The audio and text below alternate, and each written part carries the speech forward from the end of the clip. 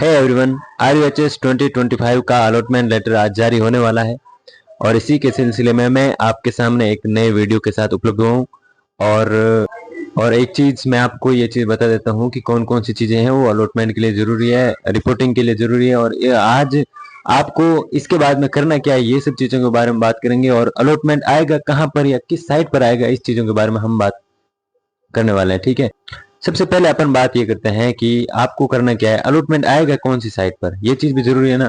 मैं आपको एक चीज बता दूं कि आपका जो अलॉटमेंट आएगा वो आएगा ये जो आपको दो साइटें दिख रही है इस पर, ruhsorg.com पर या ruhscut2025.com पर, इस पर आएगा। ठीक है, नेक्स्ट आपको ये चीज करनी है, इस पर देख लेना है और 8 PM तक आ जाएगा, लगभग 8 PM तक। ठीक है, और उसके बाद में मैं आपको एक चीज बता देता हूँ कि आपको रिपोर्टिंग है वो, उसका समय रहेगा आपके 16 जुलाई टू, आपका रिपोर्टिंग का जो समय रहेगा वो रहेगा 16 टू 22 जुलाई। ये चीज आपको समझ में आ गई? बिल्कुल आ गई है। अभी हम नेक्स्ट बात करने वाले हैं। अभी देखो स्टूडेंट्स जिन्हें पसंद का कॉलेज मिल चुका है, जैसे मान लो कि पसंद का कॉलेज उन लोगों को मिल चुका है, ठीक है, रिपोर्टिंग वगैरह कुछ भी नहीं करवाई है, तो वो आपके सेकेंड राउंड के लिए एलिजिबल नहीं है। इसका मतलब ये है आपको सेकेंड राउंड के अंदर कॉलेज तो मिल गया, ठीक है, लेकिन वो पसंद का कॉलेज नहीं मिला है, तो आप यदि मान लो रिपोर्टिंग नहीं करवाते उस कॉलेज के अंदर, तो आपको फिर है ना सेकेंड राउंड के अंदर आप एलिजिबल नहीं होंगे।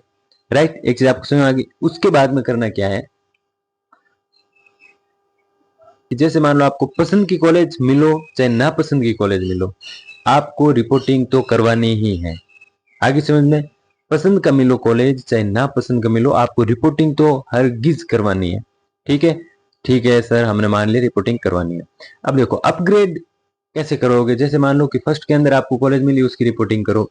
उसके बाद में सेकेंड राउंड जब भी स्टार्ट होता है, उसमें 10 पसंद की कॉलेज भर लो जो आप लेना चाहते हो। ठीक है, उसमें से जो कॉलेज आपको मिलती है तो अच्छी बात है, अगर नहीं मिली तो कोई प्रॉब्लम नहीं है। वो जो आपकी फर्स्ट राउंड के अंदर जो कॉलेज के अंदर आपकी सीट अलॉट हुई है वो एकदम सेफ रहेगी। ठीक है, उसके बाद में ये है कि कॉलेज भी नहीं मिली, कॉलेज के बिना आपने रिपोर्टिंग नहीं करवाई, तो वो एलिजिबल फॉर सेकेंड राउंड। इसका मतलब यह है कि जिनको फर्स्ट राउंड के अंदर कॉलेज मिली नहीं, वो क्या करेंगे, सेकेंड राउंड के अंदर एलिजिबल है। ठीक है, क्योंकि कॉलेज की बिना रिपोर्टिंग होती नहीं है, तो वो सेकेंड के अंदर एलिजिबल है। अभी देखो नेक्स्ट अपन बात करते हैं। अब देखो जैसे मान लो कुछ एक लोगों को प्राइवेट कॉलेज मिला है, ठीक है, कुछ एक लोगों को क्या मिला है, प्राइवेट कॉलेज मिला है, तो आपको उनके जैसे सीधी रिपोर्टिंग नहीं करवानी है। पहले कॉलेज जाओ, ठीक है, चले गए, उसके बाद में आप ड्यूटी देखो करवाते हैं कि नहीं करवाते, lab, fees, hostel discipline, hostel है कि नहीं है, डिसिप्लिन किस तरह है, और distance from city, main city से कितनी दूर है।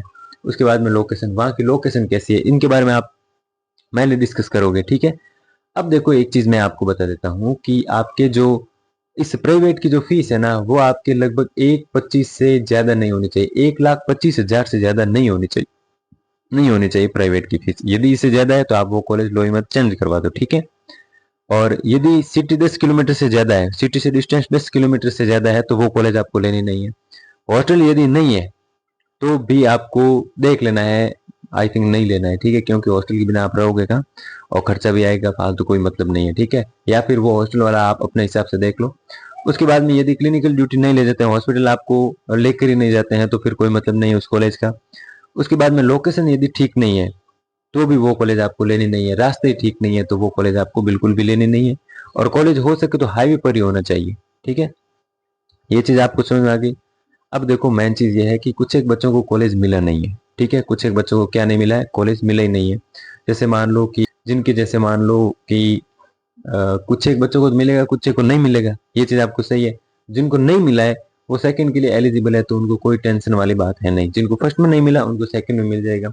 और हो सकता है हमने मतलब कट ऑफ पर बहुत ज्यादा वीडियो बनाए हैं, ठीक है, और हो सकता है कि 1-2 नंबर इधर उधर रही हो कट ऑफ, तो उससे कोई टेंशन वाली बात नहीं है, क्योंकि एग्जैक्ट तो कोई नहीं बता सकता। ठीक है, तो ये चीज था। और बस अलॉटमेंट अभी आने ही वाला है, 8 बजे तक लगभग आपको खुशखबरी मिल ही जाएगी।